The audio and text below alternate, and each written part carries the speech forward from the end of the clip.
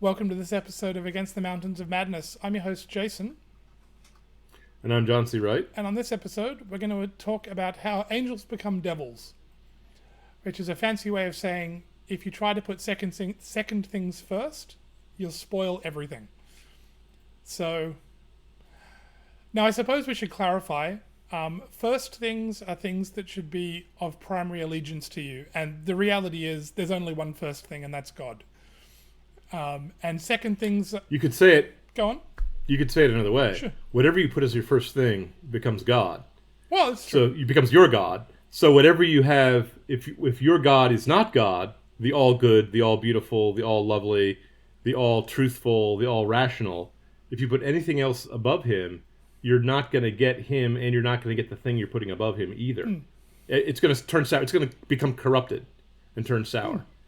That's the point of our if you put an angel, any angel, no matter how good, you put on the throne of God, you put above God, turns into the devil. Well, the better the angel you try to put on the throne, the worse it will become when it's corrupted too. Right. Let me spit out an example or two just to make it clear what we mean. Course. Toleration. Toleration's a good thing. We should all be tolerant of each other.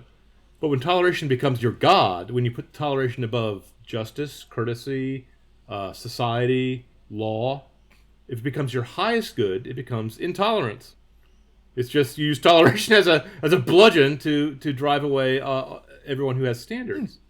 Skepticism. Everyone thinks you should be a little hard-nosed, a little skeptical, and not be gullible, right? Skepticism is a perfectly good thing. But when it becomes your God and you're skeptic about everything and you go, what if reality is not real? What if I don't exist? You lose your mind. Well, why don't we start by assuming you don't exist and see where we get from there? Yeah, it becomes nihilism. It becomes the belief that it becomes the idea that there's no ideas. It becomes a truth that there's no truth. It becomes nihilism. Caring for the poor is a good thing. It's a really good thing, okay? Generosity, altruism. But if it becomes your God, if you say caring for the poor is so important that we should throw down the rich and undo every institution in society that makes the poor poor, that keeps the poor down, you become a communist. And the communists, I don't think I need to emphasize, after a multi-millions of deaths at their door, what they become is they all become liars, they all become mass extortionists, they all become mass thieves, and they all become mass murderers. Now, that should not seem necessarily to be the case. Why should compassion to the poor lead you to mass murder? Because it's disordered. Because you've put it above justice, and so you become unjust. You've become truth, so you become untruthful. You put it above humanity, so you become inhuman. Advocating for your own viewpoint is a good thing. But if you make advocating for your own viewpoint your God, then you lose all objectivity. You become fake news. You become propaganda. You lose the gift of speech. You enter into the Tower of Babel, and all you can talk is newspeak. Yep. All you can talk is political correctness.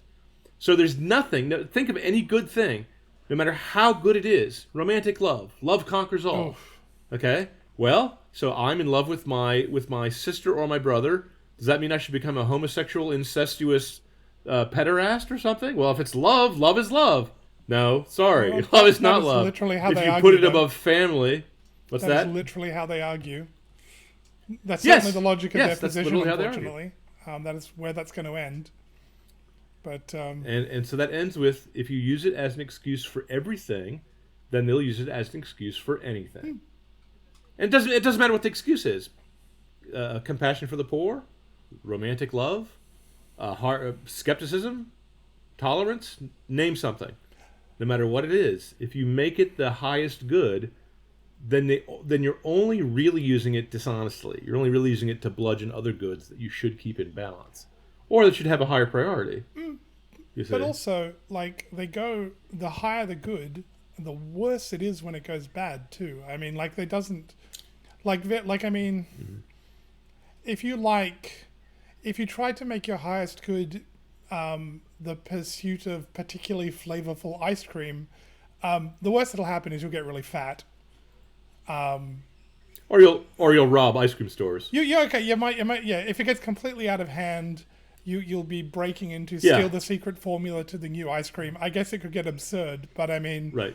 It's not actually. But you're not going to be a mass murderer. It's not going to get that. There's not going to be pogroms. You're not going to put up the chocolate camp where everyone who likes vanilla is going to be herded to be exterminated. Okay, that's not going to happen. Maybe this is where we've The, gone the wrong. vanilla tyranny is not happening. Maybe this is where we've gone wrong as a society. We've tolerated all those chocolate-loving freaks. But Yeah. Hey, wait a minute. I didn't realize you were a vanilla-ist. but yes. No, but I mean, like, that could go wrong. But Lips that never touch rocky road will never touch mine. But yeah, but I mean, like, you know, a love of ice cream that's out of kilter. You'll get really fat. You'll probably die early of a heart attack or something. But Yeah. I mean, And you'll annoy your family. yeah. But when what's out of kilter is a vision for how all of human society should be reorganized. Yeah. And you say nothing else matters than this. Here's what you do. You say, look, I'm not trying to improve society. I'm trying to make utopia. Well, if I'm trying to make utopia, then what's the cost I'm willing to suffer for that? Well, the good of utopia is infinite, is uncalculably high. It's heaven. So the price I'm willing to pay should also be infinite. Yeah. It doesn't matter how many people I have to kill. Once I've killed all the Jews in Germany, then Germany will be the greatest country in the world. And we all want Germany to be the greatest country in the world, don't we? Sure. Okay. Well, we all want people to be free and equal, and the only way to equality is for them to have equal incomes, right? Sure. No. The only way to have them all have equal incomes is for all of them to have all equal property. Sure. So all we have to do is destroy the concept of private property, put all the property into the hands of Big Brother, and have him distribute it freely. Sure. And then Big Brother has to maintain his power in order for him to be able to do that, and so he has to have secret police. Falsely accuse people who may be enemies of the state and haul them away to Nazi death camps where they're not just tortured and dehumanized but also killed arbitrarily, or even sometimes spared arbitrarily just so that they have no idea what's happening to them. Sure. I mean, utopia, right? Well, If you have to break a few eggs to make an omelet, and you say, well, this is going to be an infinite omelet, then you're allowed to break an infinite number of eggs. If it's any lesser good, if you're willing to say, look, I'm willing to break the law for the sake of the good, but only if and when the possible good will outweigh the possible harm that will come from breaking the law, only in certain circumstances where the officers of the law are themselves disobeying the law that I'm trying to uphold. You see what I'm saying? If you keep the good in proper order, you can say, it's allowable in this case for you to steal a loaf of bread to feed your starving family. That's allowable in this one case, but you still have to pay for it once you get a job. You know? You still have to have 40 lashes because you only take 40 lashes so your family doesn't die, right? You see? You can still keep the thing in its proper order. yes. But not when you're dealing with utopia. Not when you're dealing with guys who want to remake the world.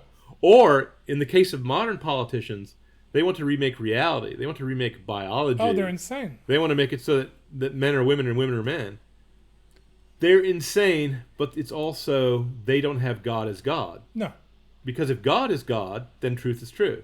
Then there's a reality, including a moral reality, that they don't get a say in. They don't get to say what's true and false. Only God has knowledge of good and evil, see? Well, So if they are, how can I say this?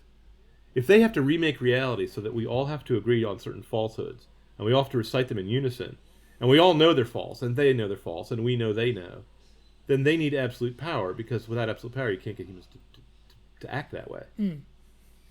You can't get people to operate against their own self-interest in the long term, except by enslaving them. You can do it for a while by tricking them, by appealing to their better nature to do something worse. but But that's what all this is. That's what when you put a second thing above a first thing. That's you. It's always white blackmail. You always say, "Hey, you have compassion for the poor," and you go, "Yeah, I do have compassion for the poor." Well, then let's have a scientific cultural revolution, and a socialist cultural revolution here in China, and kill uncounted billions of people. That'll help the poor. Really? The Ukrainian famine, starving the farmers, is going to help the poor somehow? Yeah, well, we'll take their food and give it to my supporters in Moscow. By the way, I'm referencing Stalin's orchestrated famine in Ukraine, which the New York Times, I believe it was, Durante, did not report on in America. For the greater good. He put a secondary good above telling the truth. So he became a liar. Won a Pulitzer Prize, though. Still has it. It was never given back.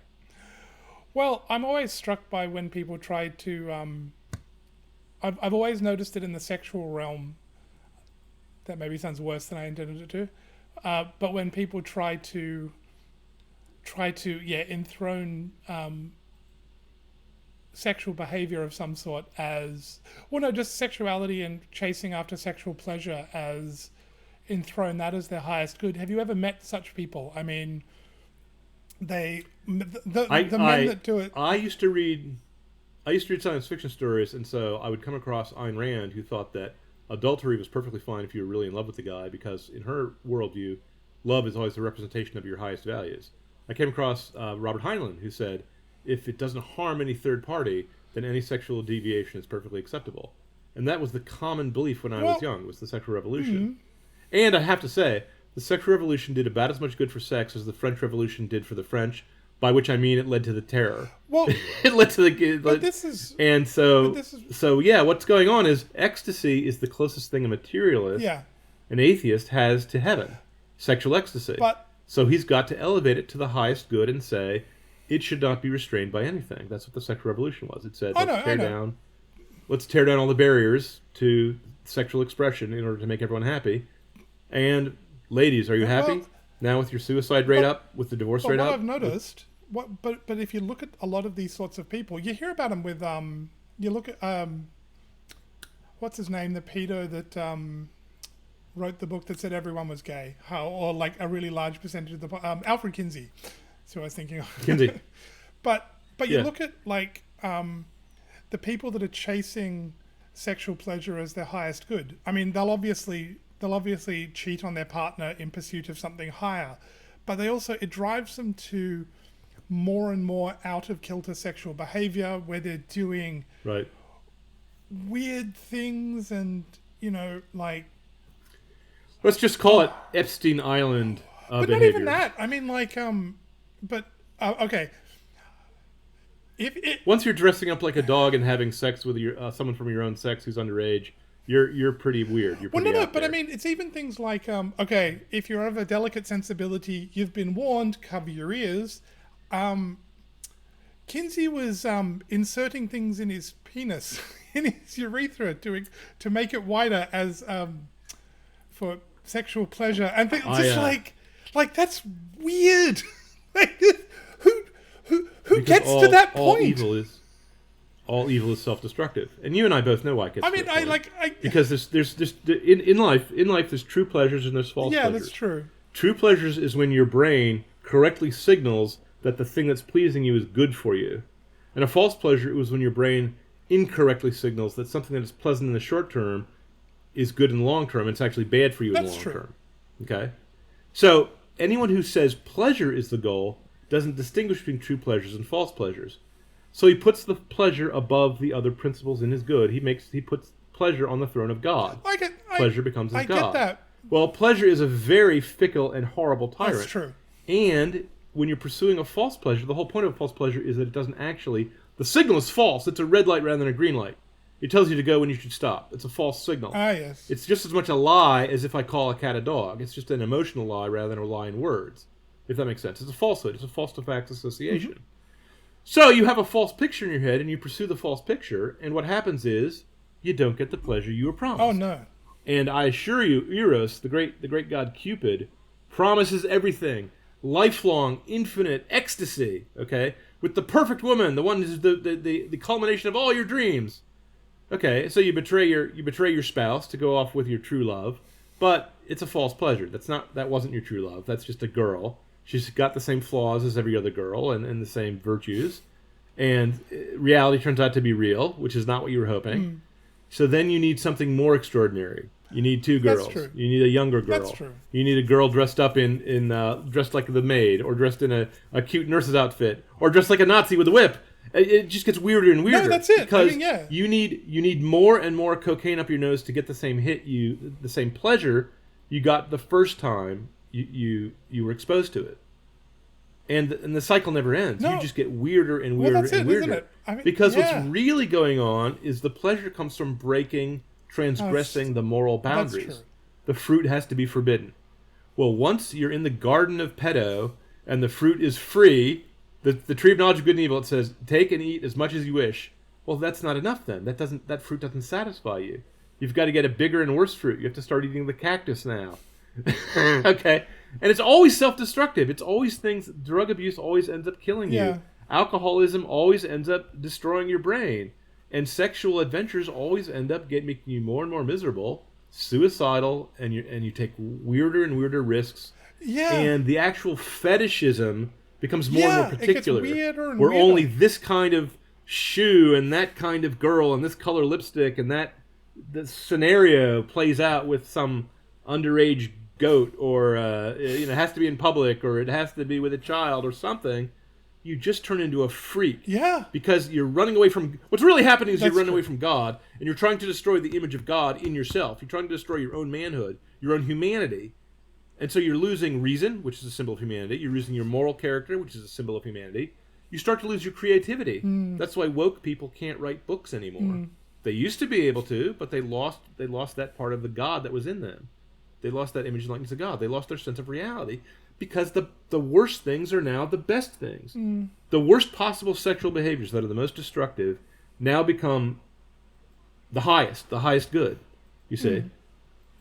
And so you feel compassion for people, and you say, well, look, women have been treated badly by society in the past. Let's elevate that on a pedestal. Let's make them the victims. Well, wait a minute. The transsexuals are even more victims. Guys who dress like girls, they were always picked on. Well, wait a minute. Are those guys actually good for society? Are they good for you? Do you want your children around them? No. And you go, oh, you're a bigot if you don't want your children to be exposed to pedophilia. It's liberating. No, it's not liberating. If you take off the guardrails, you're going to fall off the cliff. That's what the guardrails are for.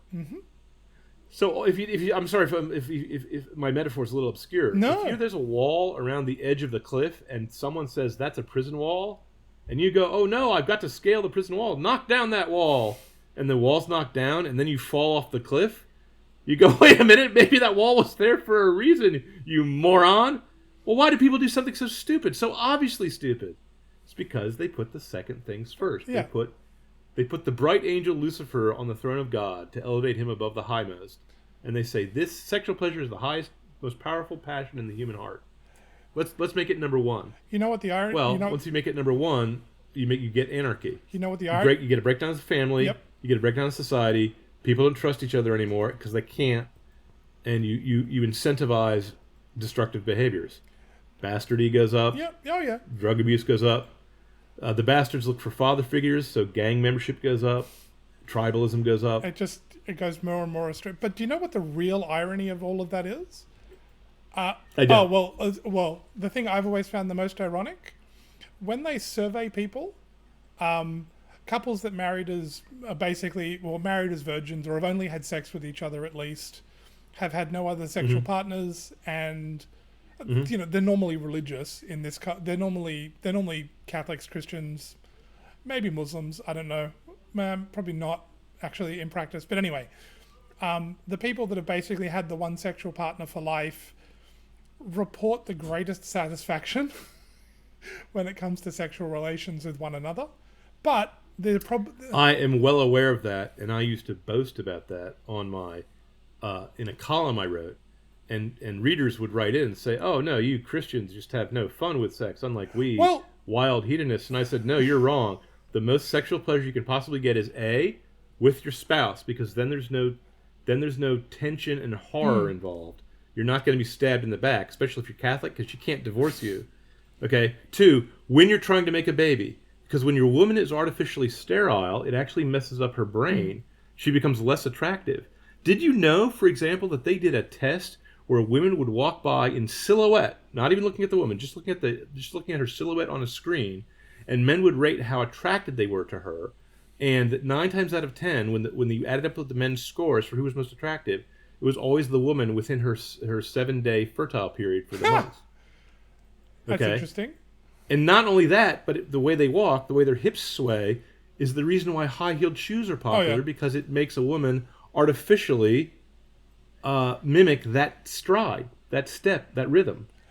You see? I do know... Men are attracted to fertile women. If you're on the pill, men will be less attracted to you. They will not pick up the pheromones or whatever the subtle hints are, and their testosterone will go down. Their T level will get lower if they're in an environment when there's no fertile women around. I do know. Biologically. No. I do know the reverse is also true. They've been. I believe they've done studies on it. There's certainly many anecdotal reports of it, of women who were on artificial birth control, who, meet their partner, fall in love, get married, then they decide to have a baby, so they obviously have to come off the artificial birth control, and now they just find their partner disgusting. They're not attracted to them anymore. It changes they find attractive. It messes up your brain. Right. Now, I think everyone who mocked the Humana Vitae, the encyclical letter from the Pope back in the 60s, warning everyone not to use birth control, everyone who mocked that letter owes him an apology. Of course they do. Okay? And the Catholic Church will be very gracious about it, and we will accept the apology if you repent of course. and do penance. But you also have to make amends for your evil doing and undo the Kinsey Report, undo the sexual revolution, undo all of this trash that threw us down a mountainside into the sexual anarchy where we now live, where we're so warped we can't even tell whether or not children should be exposed to kiddie porn in schools. Well, most people understand that wood chippers have their place, but but some people... Speaking as a faithful Roman Catholic, I object to wood chippers. You should burn the people at the stake. Well, I mean, on top of their own porn books. I mean, in fairness, I suppose, if we want to do justice to the words of Jesus, millstones. So... Yes, you're quite right. I accept the correction with all due Christian humility. And besides, I'm kidding that the Inquisition should turn them over to the secular arm so that the anointed Christian king can take care of it in the proper due legal fashion. Well, yes. I mean, despite you being an Australian and me being an American, we're all Englishmen at heart. We really are. We love law and order. But, I mean, yeah, I agree with you. There are people that are disordered to the point they don't understand, or... their faculties are so corrupted, even if they understand this is a bad idea, they do it anyway because they value fitting in with the group more than they value their children, seemingly. I earlier in this conversation said the sexual passion was maybe the strongest passion in the human heart. And I believed that for many years because it was told to me by Robert Heinlein, pervert, when I was a kid. By the way, I still don't forgive him for lying to a child. Fair enough. Though I like his science fiction. Don't get me wrong.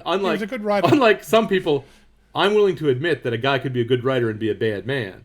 That's because I know the muse visits who she will and doesn't only visit good people. Sometimes she visits alcoholics. I mean, come on. But I think that I'm wrong about that. There's one passion I think is consistently stronger than the sexual passion, and that's the desire to fit in. That's the conformist impulse. Because people will do almost anything not to be shamed in front of their brethren, And the only escape from that I can see as a Christian is only if you're more afraid of God than you are of men will you lose your fear of men. Otherwise, you will do whatever the crowd says. And I speak from experience because when I was young and when I was an atheist, I was a nonconformist. Everyone I knew was a nonconformist. We were all afraid not to be nonconformists because any nonconformist would be shunned and mocked, and we couldn't possibly tolerate that. No. We were all nonconformists together in exact lockstep. It was the stupidest thing I've ever seen. Greetings, world. This is John C. Wright. I and my compatriot, Jason Rennie, take up arms weekly against the mountains of madness that are afflicting and overwhelming the modern age. You are welcome here among like-minded souls, and I hope we have provided a work of insight, hope, or humor, and perhaps an explanation of the insanity that is the modern age. For more content and conversation on these and other fascinating topics of philosophy, science fiction, and current events, please visit our Substack at atmom.substack.com. Tips, bribes, and generous patronage are warmly encouraged. Thank you. The strange part is, in the past, in pre-Christian cultures, we had... Well, they're honor-shame cultures, which are not like cultures we have today. They're actually very foreign. Although Islamic culture today is... non-Western cultures tend to be like this on the whole. Islamic culture particularly is like this, but the Greeks and the Romans were like this, where what mattered was you were honorable and you weren't shamed for your behavior. You were a good, you were a good person effectively in the eyes of others. And that's that's a functional way to run a society to some degree, as long as your society is reasonably Sure, virtuous. if you're ashamed of being a coward, you're going to have brave men. The Roman soldiers were brave. Yes. Romans committed suicide rather than face shame, and the samurai were the same way. You see, Exactly. And it didn't depend on whether or not you were a good or bad man. It only depended on whether or not you were seen to be good or seen to be bad. Which again, yeah, is functional up to a point, but if you can get away with something without getting caught, that's fine. It doesn't matter. And also, if you are shamed unjustly, that's bad. I mean, Because it's the same. Well, like You still lose Muslims- face even if you're falsely accused. Now the problem is what it does is it makes you into a hypocrite. And by hypocrite I don't mean someone who contradicts himself. I mean someone who wears a mask. The word hypocrite comes from those Greek masks, that comedy and tragedy masks that their actors wore on stage. It means you're only concerned with the outward appearance you give to others. Your reputation. Now, like you just said, it can be really useful. If society demands courage from men, you will not let the flag of the regiment drop for the sake of the honor of the regiment. You'll die rather than let the flag drop. Okay? And if society places a high value on truth, you'll speak the truth in public, or you'll be made to seem so. you'll try. But to if your at least. society Yeah, has gone you'll- crazy, and your society says, Yeah. let's place a high value on sexual perversion, whoever is the most perverted sexual person, let's say a guy who dresses up as a girl and molests children, then you will be shamed, publicly denounced, silenced, what we now call canceled. If you say, no, let's be chaste, let's not molest children, you see. Then your society's gone. How dare you? Then your society has gone insane, and the shame, the mechanism has been decoupled from the engine. So instead of hitting the brake, you're hitting the accelerator. Instead of hitting the accelerator, instead of the brake, the red light is turned green, the green light is turned red. You're actually doing things that are openly evil only because society encourages them. That's the problem with the shame culture. The problem is you're a slave to your social opinion. And the question is, how do you become free? How do you live like a free man surrounded by slaves? Well, the interesting thing is that ancient culture, although, as you note, we seem to be in a hurry to revive it for some reason. Well, you know the reason. Because the reason is because we're moving away from God is the reason. Well, of course. But all of that changed with the coming of Christianity, because Christianity is about guilt before God. It doesn't matter so much what if your neighbor thinks poorly of you, as long as you are right in the eyes of God, that's what's important. Right. And I mean, that can go wrong as well, because people who will do great evil because they think that's what God wants them to do. I mean, you've got to be doing Christianity rightly for this to work, but nevertheless, it's changed where we have about a quarter. What matters is what's internal. We have about a quarter of the world's population who thinks that God has demanded the extermination of the Jews. They want to do right for God, and merely mortal incentives and disincentives are not going to deter them, not even death. So that's the disadvantage. Because, as we said at the beginning of this conversation, if you put the wrong thing at the highest level, if you enthrone a devil as a god, if you throw an angel as a god, like even something as good as piety, even something as good as loyalty to God, if you put that above God, it turns into a devil, you see. And the thing about the difference between guilt and shame. Now, I'm a Catholic. I'm all in favor of guilt. I became a Catholic rather than becoming something else because I thought I needed more guilt in my life. But it's entirely internalized then, see. Now, I have to say that I've always been a Western man. I've never been a guy who was motivated by the opinions of others. Like I said earlier in the conversation, I was a nonconformist along with everyone else in my generation. But when the science fiction writers of America, if I can boast for a second, and I shouldn't because it's always foolish to boast, but when the science fiction writers of America decided to start harassing and expelling people, science fiction writers, for their political opinions and not their writing ability, I very publicly and with as much fettle and spleen as I could muster, quit and the guild and took back my dues money. And I had wanted to be a member of that guild since I was a child. Okay, I wanted to be a science fiction writer. I wanted to be among them and have them be my peers.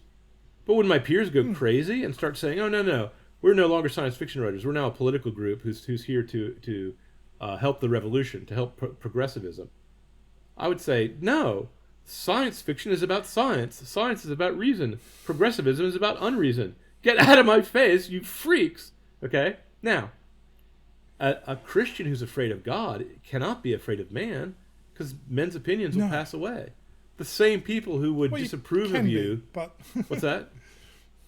I said, well, you can be, but in the ideal, you're not afraid of man. It's the goal. And It's the goal. that's certainly it's certainly what you're called to, and it's certainly the occasion that most Christians will rise to when push comes to shove. If they don't abandon the abandon the faith. I wish. I mean, When push that's the way came it to goes. shove in my country about COVID, and they said we're going to close the church and leave the strip bars open, all the Christians except for one or two said yes, yes, sir. And when the government said bend over and turn up your butt so we can kick you in the ass as hard as possible, all my fellow Christians said yes, sir. We will do what you say. Hail Satan! And I was like, wow, really, really, you guys, you call yourself Christians? I was ashamed. But we just said shame just means being embarrassed in the eyes of others. Well, I mean that desire not to be shamed in the eyes of others runs deep. It's because it's not a bad thing. It is a good thing. You need it. It can't be a high thing. You need it for social cohesion. It can't be the highest thing. Yeah. Earlier, you and I were talking about how men are naturally hunters and women are naturally gatherers. And when you're on the hunt, you get together with a band of brothers, and you don't have to like each other, but you do have to work together. Okay. And so there's a guy who was in the military who once told me that he hated everyone in his squad, but he was willing to die for them. And they felt the same way about him. Okay? Because when you're on the hunt, you either get the game or you don't. And if you don't get the game, you starve. See? And so shame is really important because shame is what will make you keep up. Back in the old days, you would wound the animal and then run after him. And the reason why dogs are our friends is because in the Stone Ages, we made a deal with the wolf and said, run alongside us and you'll get part of the meat. And the dog said, okay. And they've kept that bargain. Because dogs are also, like humans, are persistent cursorial hunters. Persistence hunters. Because we didn't have the weapons to actually kill the beast in one shot. We usually would wound the deer or whatever, and then just run after it for a day or two or three. And humans are better runners and can last longer than any other animal on the earth. Okay? Except for dogs, who can run alongside us. So men are cursorial persistence hunters like dogs are. Well, if the guy in the back is lagging, he will be shamed to try harder because he'll say, hey, Og, you're not keeping up with Ugg, and he'll run faster. But in the military, when they were trying to train women to go into combat, and women would jog around the track and were doing physical PT, okay, you couldn't say that to a woman. You would say, hey, Jane, you're not keeping up with Molly. And Jane would say, well, I'm not Molly. I heard this from a trainer in the military. I heard this exact anecdote. But he found out that if he said, oh, if you don't keep up, you'll let Molly down, that would get her to run. So shame does work for men and women, but it works differently. Okay? But guilt before God, that's a different thing. If you're afraid of God, you can't be afraid of man, not if you're doing it right. See? Yeah. And I think that's all. Exactly right. I think that's the fundamental reason why Christian society did things like abolish slavery, give equality to women, political equality to women, things like that, because we weren't primarily concerned with public opinion, even of our own public, even of ourselves. See? There we go. Yep. No, I get it. What can you? Now we're as we move away from God, to make one of the greatest civilizations. As we move away from God, we're sliding back, and the reason why we're sliding back is because we're now putting second things above the first things. In this particular case, the second thing we're putting above the first thing is tolerance. We're saying, let's treat all cultures as equal. Let's say the Aztecs were just as enlightened and civilized as the Romans. And you go, well, yes, but I don't think the Romans had mass human sacrifice. In fact, the Romans, one of their sticking points with the Carthaginians is the Romans objected to mass human sacrifice, even though the Romans did occasionally practice human sacrifice. But you can't say, I mean, it's interesting. Are you going to actually say those two things are equal in your eyes? You know? I was going to say, it's interesting you bring up the Aztecs. I wonder, because there are stories of their great city they built, their great floating city they built, and like, I almost wonder. I mean, we don't have the records. It was an engineering marvel. It was one of the wonders of the world. Oh, yeah. Absolutely. Not just that. I wonder if I had the thought, but you'd need a time machine to confirm it. I wonder if, in a sense, the Aztec culture was higher and more developed than ours, but it doesn't have God, and that's why it also had the insane, like the human sacrifice, where they'd tear the beating heart from the victim and then skin them and run around wearing the skins and like. And they would beat little girls to death to make them cry because the girls' tears made it rain. Like, yeah. The answer is yes. Like, The answer is their is society is more morally advanced than ours. You know why? Because when they committed human sacrifice, it was to keep the sun lit. They thought the sun would go out if they didn't do that. When we kill babies, our own babies, it's not the priest doing it, it's their own mothers. And they're doing it for their own convenience, not for the sake of the common good. So all of the abortionists will have to be dragged up in front of the Aztecs, in front of the great mercy seat of God, when the second coming happens, and explain themselves. And it would be better to be in Sodom and Gomorrah or to be an Aztec than to be one of those people. So I'm sorry, we have more advanced. I would think so. We have flying machines and they don't. You know, as a Wright, I believe the flying machine is the only measure of a society's advancement, aerospace technology. But there you go. But I think in terms of morality, if you're going to kill a baby, it's somehow better to kill them to keep the sun lit than to kill them so that you don't have to take a pay cut. I'm sorry. That's just horrible. Yeah. Because what happens? What's causing that? It's an interesting observation. You would think that a mother protecting her children had to be the highest priority in her life. But it's not. What is? Her own self-comfort, her own self-satisfaction. She's putting us... Why is that devilish? Why is that abominable? Because abortion went from safe, legal, and rare to shout your abortion. How did that happen? That happened because they put a second thing, selfishness, above a first thing, love for child. You see? Absolutely. And so they put something above God, because God doesn't say kill the children. God, in fact, when Abraham was about to kill Isaac, sent the angel Ezekiel down to stay his hand and say, "No, you are not killing any children for me." And none of the Jews were going to be more arrogant than Abraham. Well, look, if Abraham didn't do it, we can't do it. You know, Father Abraham didn't do it. The High Father didn't do it. We're not going to do it. But all their neighbors did. All their neighbors did because they said, well, the gods are more important than our children. Which is kind of pious. I can understand that. But they had the wrong gods. Well, you said something interesting. You said sliding towards when you were talking about our moral decay. Or our culture isn't sliding towards anything, though. Our culture is running towards it. It's strange.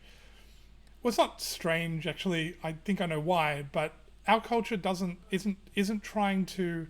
It isn't sort of eroding away and getting worse slowly. It's digging away at the foundations and trying to destroy them. We're not them. strolling toward the abyss. We're full speed, pedal to the metal, with the nitro, with the nitro injection. We have to turn the nitro on. Yeah. And Let me tell you why. It's a really simple answer. They've put something in front of God. They put progressivism in front of God.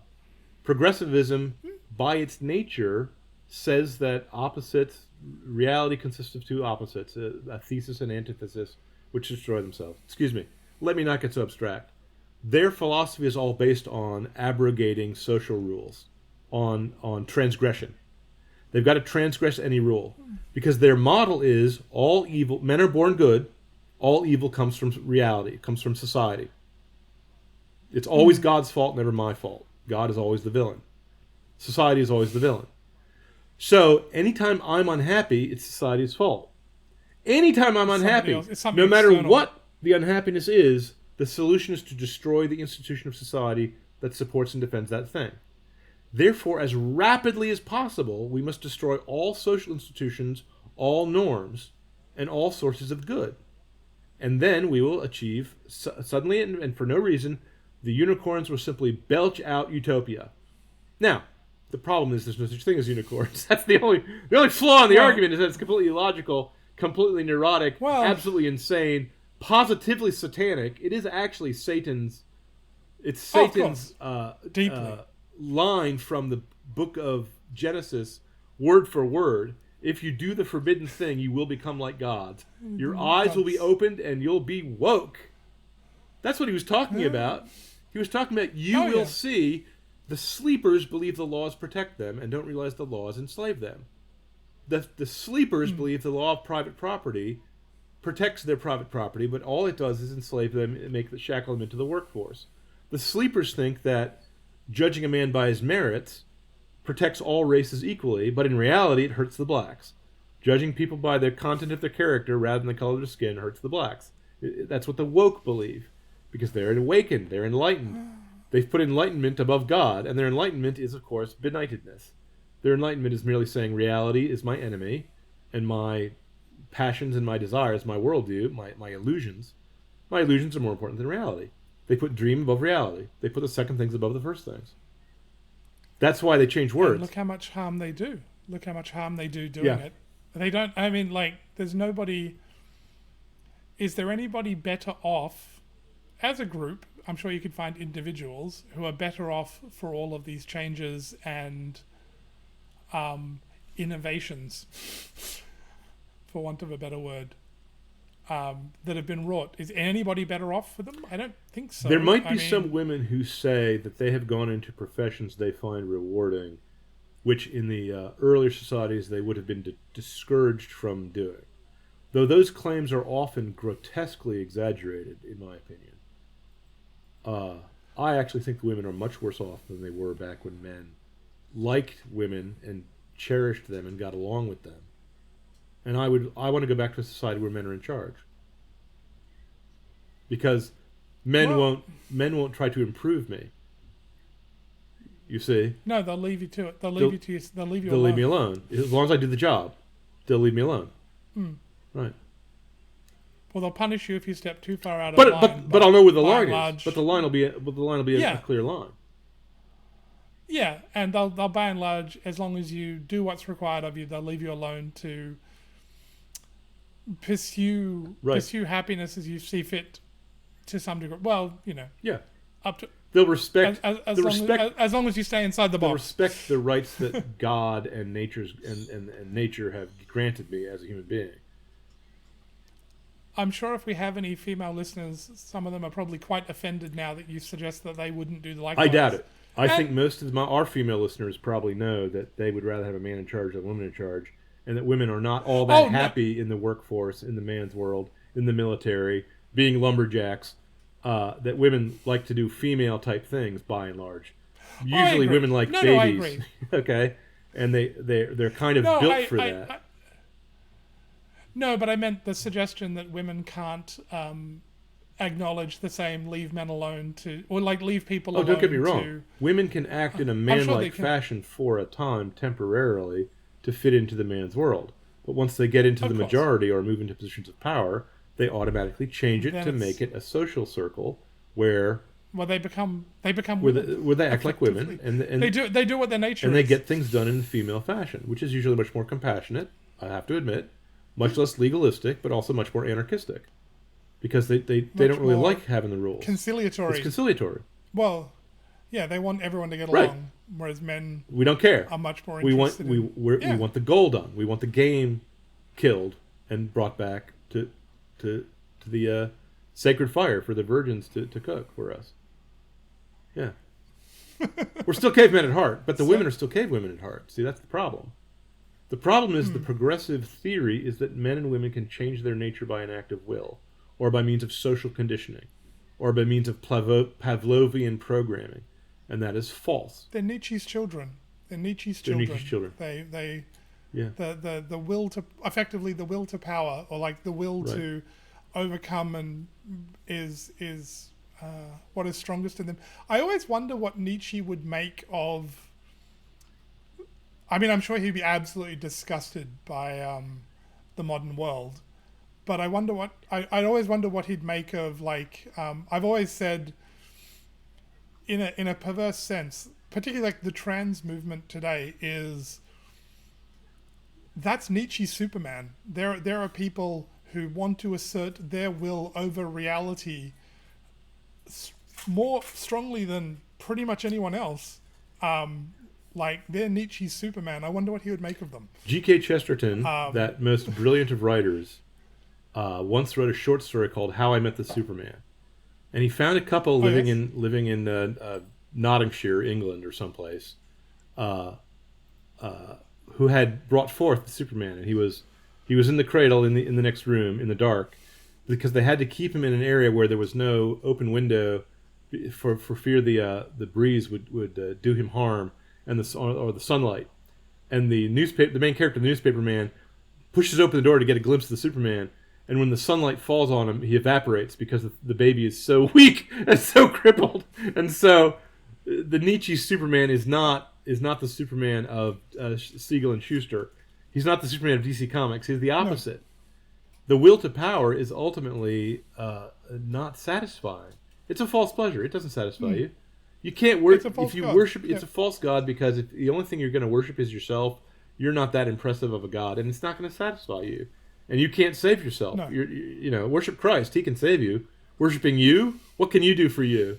I mean, seriously, talk to Jordan Peterson for a little bit, okay? He'll tell you how hard life is, because he's met people who have been destroyed by life. As a practicing psychiatrist, he's met people whose lives have been destroyed by putting the second things above the first things, by a radically disordered worldview. All these leftists are people, they're not insane. There's nothing chemically wrong with their brains, but they believe an insane belief, and so they force themselves to act insane, and then they adapt to it, and then they get in a situation where they can't get themselves out of it. I don't think these people can save themselves. I think Christ can save them, but they have to turn to Christ to get saved. Well, they can't get themselves out because they'll be shunned? Well, remember what we were saying about the shame society? Of course. Well, no, but I mean, they can't get themselves out because the one thing they have to do, the first thing they have to do is admit they were wrong, and it's the one thing they won't do. They can't take that step. It's the core of their philosophy. Their entire philosophy is based on hypocrisy, by which I mean their entire philosophy is based on having a different view of reality internally as externally. So that's why they say everything is. That's why they speak in political correctness. That's why they speak in newspeak. Because I think words don't reflect reality. Words reflect my willpower. I use words to manipulate people. That's all they're for. Okay? That's why they think that science is white oppression. That's why they think that logic is oppression. That's why they think that rules, having differences of opinion is oppression. That's why they think speech is violence.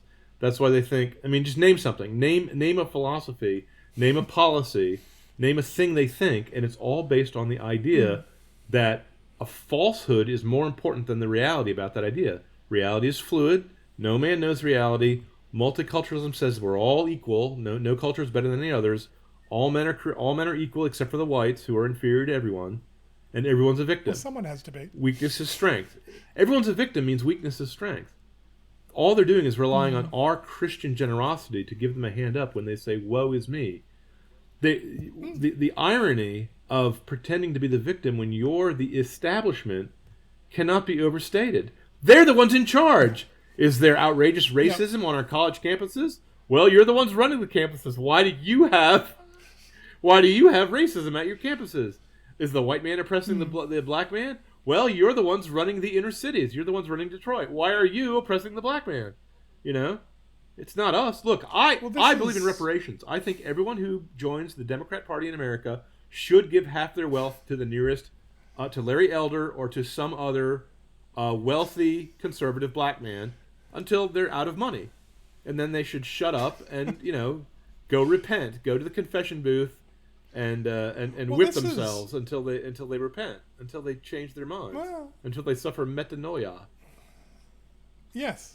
Well, this is the secret of Christianity, isn't it? The hardest and I mean, I've seen people mock Christianity saying, "Oh, it's too easy." But the hardest. Good luck. Well, no, but I mean, the hardest and the easy. I mean, Christianity is a religion of paradoxes. Maybe not paradoxes. It is a religion of paradoxes, because life itself is paradoxical.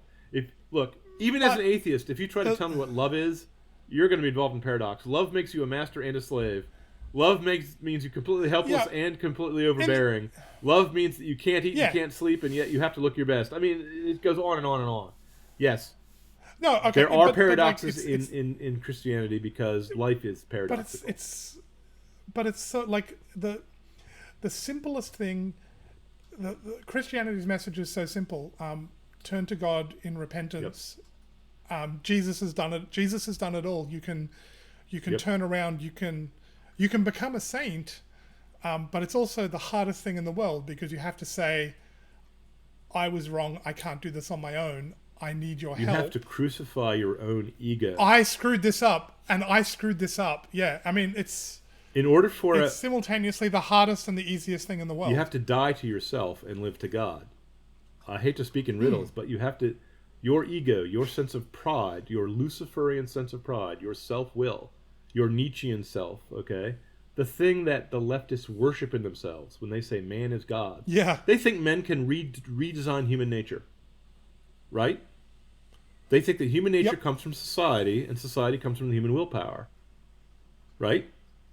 So they think we have no free will, and we're programmed from society, but that we can use our free will to reprogram society, reprogram men to make us all perfect. Oh, it doesn't make any sense. It makes perfect sense if you're a devil worshiper, if you believe that pride is the highest good.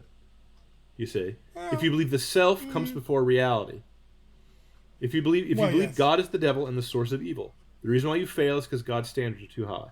If you believe that, if you believe there's no God, or that God, if he exists, is evil, then you side with the devil. You say, I want self-actualization. I want selfishness. I want self-will. I want self-pride. I want self-esteem. Okay? My self-esteem requires that you flatter me no matter what I do, and that you will not judge me. Don't judge me based on my sexual perversions, based on my failures in life. My failures are always the fault of society. My failures are always the fault of God.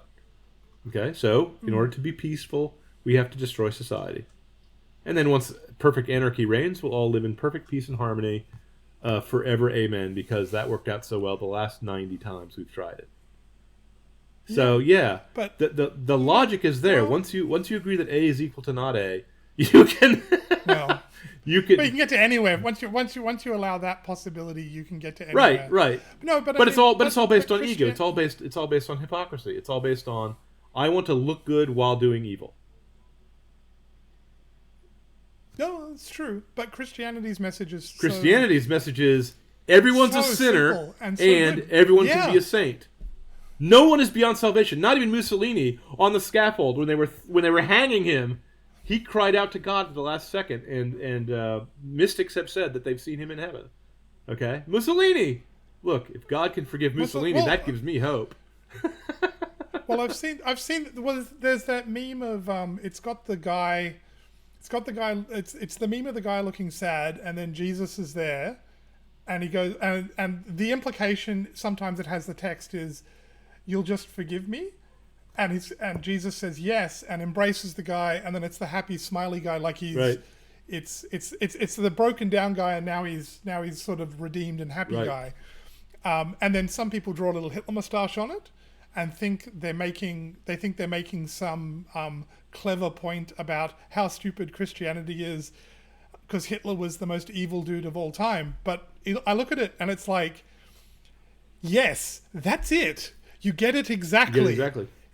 I mean, I don't think Hitler repented. No. I think Hitler is damned for what he did. That's sure. fine. But yes, that was always possible. Like, yes, exactly. You get it. That's how it works. You're never beyond salvation. You just have to turn around Christians and ask. say all men are sinners, and Christians say any man can be a saint. The progressives say we are not sinners. Only you are sinners. And you can never be saints, and we're already saints. Yeah, well, that's the difference. See? Well, that's true, but no, the gospel is. I was always amused. I was amused at that one when they drew the Hitler mustache on it. Like, yes, you get it. You think this was an attack, but no, that's exactly it. People who don't understand forgiveness, that's it. People who don't understand forgiveness are scandalized by forgiveness. They can't understand how you can forgive the enemy. This is because their enemies are not based on an objective standard. Their enemies are based on Emmanuel Goldstein. They believe in the 2-minute hate. I was exposed to 2-minute hate once. I know what it's like. They think that any enemy of the party is an absolute enemy, and nothing good can ever be said about him. We Christians believe and are forced to believe that even the most worthless person has some good in him because he's made in the image and likeness of God and can be a saint. We believe kings can be saints. Look at St. Louis. We believe beggars can be saints. Look at St. Francis. We believe women can be saints. Look at Saint Mary. We believe Jews can be so many of saints. Look at Saint Joseph. Okay? There's no one we think cannot be a saint.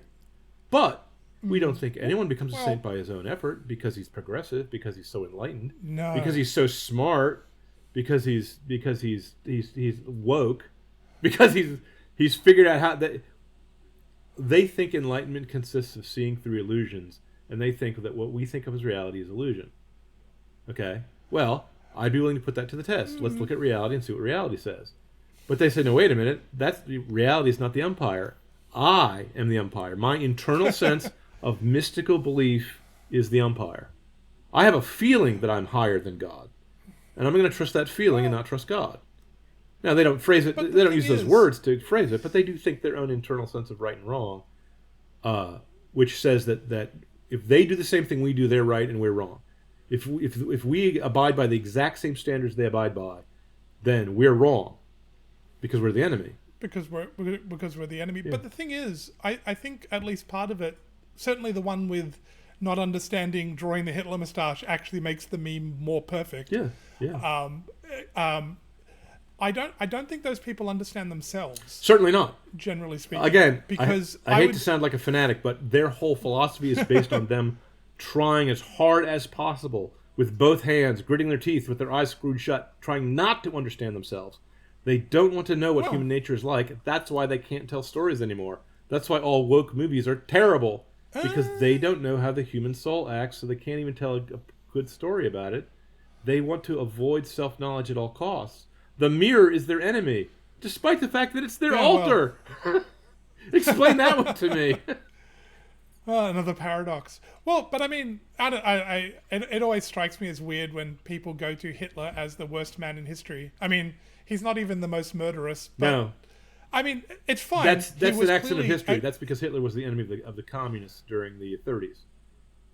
Well, that's fine. But I mean, even if we can agree Hitler was a very bad man, but it always strikes me as people that go to him as an example of a bad person. I mean, not to put too fine a point on it, Hitler exterminated 6 million people that he regarded as the mortal enemies of the German people who were seeking to destroy and overthrow Germany, and were undermining it, and were basically the enemies of mankind. Right. And he exterminated them. And I'm not defending that in any way, shape, or form. Because if you were to defend it, you'd have to go to MIT or Harvard, and then the faculty, the administrators, the dean would pat you on the head and say, as long as you don't act on that belief, that's okay. You can spread that belief. But yeah, he exterminated 6 million people. Stalin killed a lot more, and Mao killed 10 or 20 times that number. Oh, of course. But the thing is, you say, oh, look how bad Hitler was. Look what he did. He killed 6 million Jews. Here's the thing. How do you know? I mean, like, not to put too fine a point on it, nobody's ever put me in the position with the power to exterminate 6 million people I regard as the absolute worst enemies of mankind, and that I will be doing a service to all mankind by exterminating them. Nobody's ever put that power in my hands and said, hey, what do you want to do? And I don't think I'm delusional enough to say, I would say, well, I'd like to think, I'd say, no, that's wrong. You can't exterminate these people because they're made in the image of God. But when I mean, I don't know. I've never been given that opportunity because to think I would obviously pass the test because you're Christian. I don't think I'm that good at. Well, I mean, all right, I would probably pass the test because I'm a Christian. I'd have to answer to God, but I understand because you are a Christian. You doubt your own righteousness. You are correct to doubt it. Yeah. Because if I was put in that situation, well, that's it. I don't know. I mean. Thank God I've never been put in that position, and I've never had to discover I would fail that test. And I mean, the other thing is, the average person I hear making that sort of argument, or like who thinks that Hitler meme is clever and all the rest of it, those are people, they tend to be leftists. They would have gone along. They tend to They would do it. They would have yeah, collaborated like, I mean, with the Nazis without question. Given that I can exterminate people that I regard as enemies of mankind who are causing everything wrong in our society, and if we get rid of them, they do it. They do it. They wouldn't even hesitate. They're now calling for the extermination of the Jews on college campuses while we speak, at the time when this is being recorded. Well, yes. Okay? So don't give me your holier-than-thou attitude, Mr. Leftist. You guys are the guys who have killed more people in human history than anyone else. More than Genghis Khan have been killed by communism, killed by leftists, okay? But that's it. But these people would fail I mean, like, yeah, I don't have... I can recognize... I don't know if I'd be a good enough person I don't not mean to brag, do it, but I know they would do it. I don't mean to brag, but I know myself better than you know yourself. If I were given that power, I would definitely abuse it, and I would kill 7 million people. Do you know why? Because I'm a bad guy at heart. If it weren't for Christianity, I wouldn't even be trying to be a good guy. I've written more than one science fiction novel exploring what would happen if I became the emperor of the world, John the Abominable. I would make the worst possible emperor, okay? I would be terrible. I would make everyone in Australia dress like munchkins and call their country Oz, okay? I would be bad for you. I would have racehorses be elected to the Senate. You know, I would have everyone. I would have every woman is forced to carry a loaded gun at all times. I would burn all copies of the Quran on top of copies of James Joyce's Ulysses. I would just be a bomb. I would be terrible. Okay, I would put a palace on top of Mount Everest built by slave labor. You know, I'd have the Rockettes as my personal servants. It would be the worst. It would be absolutely the worst. I'd make science fiction. I would make all rock and roll eliminated from the history books and replaced with a fake history of jazz, a jazz revival in America. No one would love John the Abominable. Okay, he would be the worst emperor of all time. I would abuse power. That's why I don't want power. That's why I've got to be kept away. I'm never going to run for public office. But I'm just a terrible guy, okay? But I don't drink and I don't smoke, so I give myself a pat on the back for that. I'm not tempted by some things, but I am by others. But look. If you're going to sit there and read Decline and Fall of the Third Reich, if you're going to read Nazi history, imagine yourself as the Nazi guard. You have a wife and a kid to feed. You don't want to get in trouble with your boss. These people, these Jews, they're probably communists anyway. You know? They've been, it was all lawfully done. You would make up a freaking excuse in your head. Okay? At least everyone I know would. Well, now, if you're a guy like me who is willing to tell the science fiction writers of America to go take a hike, when they step out of line, maybe I would be lucky enough to be thrown into the camps myself, but I don't. I got a family.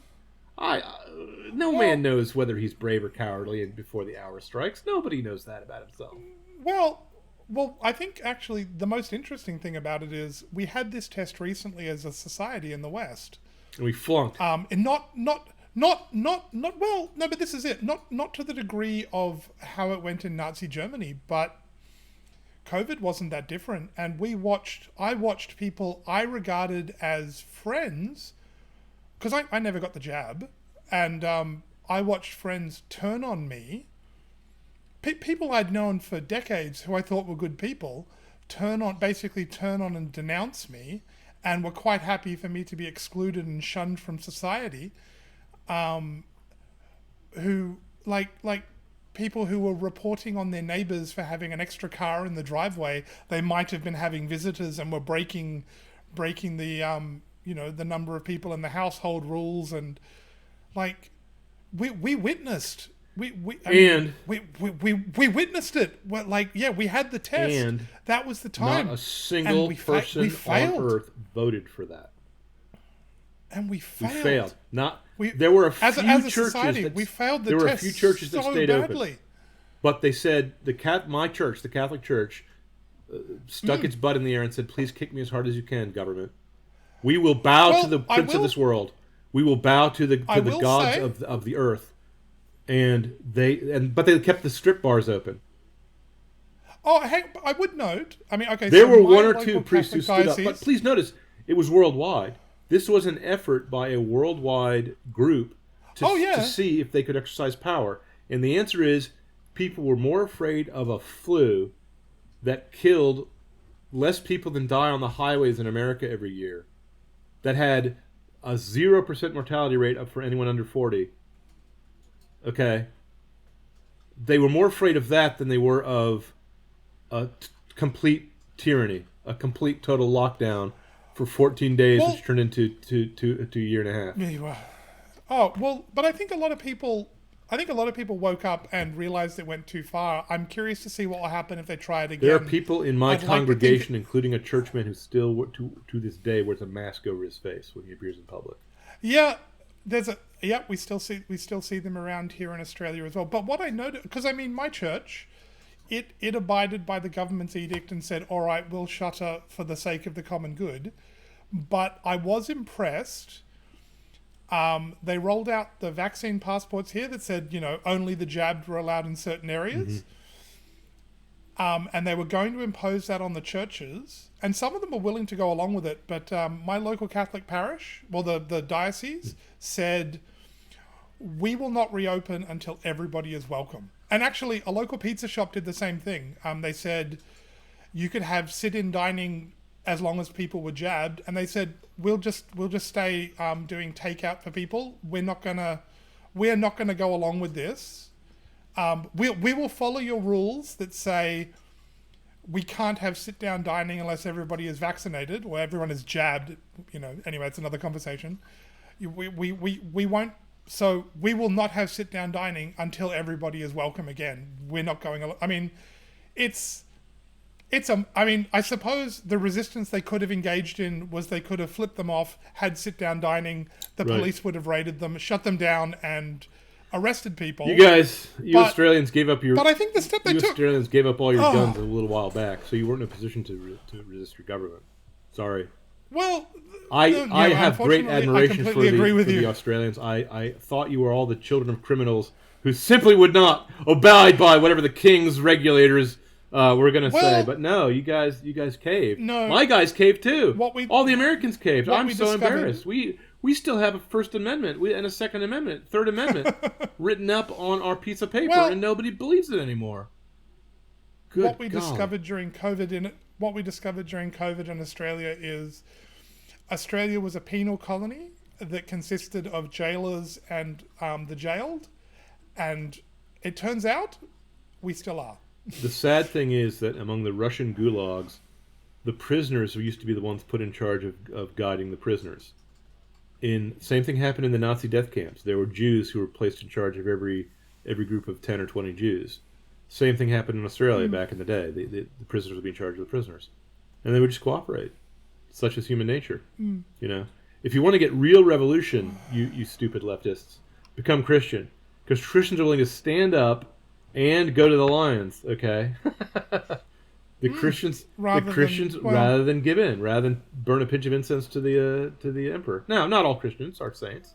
Some are going to cave. That was a big deal back in the day.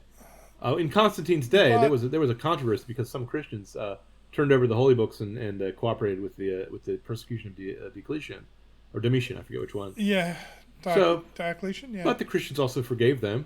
Hitler mustache and all. We forgive quislings. In fact, I think Judas would have been forgiven if he had held out for 3 days.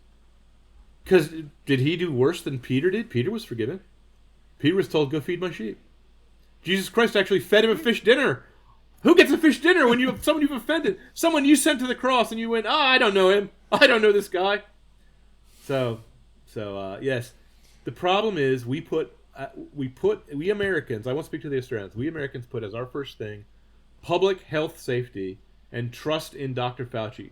Trust in bureaucrats who don't even practice medicine. And we said, we must believe the experts rather than believing what our own eyes are telling us. I looked outside the window. There were no bodies piled up in pyramids on the streets, okay? It wasn't happening. It was all fake. It was all Big Brother. We put that first. We put that above God, and so we closed our churches. Okay? Yep. If God does not smite our nation, it's because he is more merciful than he should be.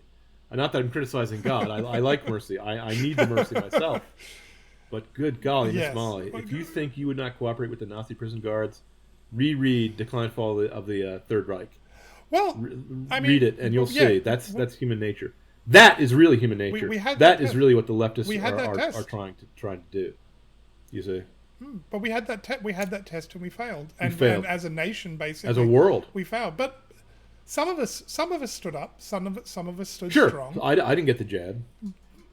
I didn't get the jab. Like some of us held. I out wished against it I'd all, had but- more help from the Catholic Church, because I went in, I offered a religious exemption argument to my superiors.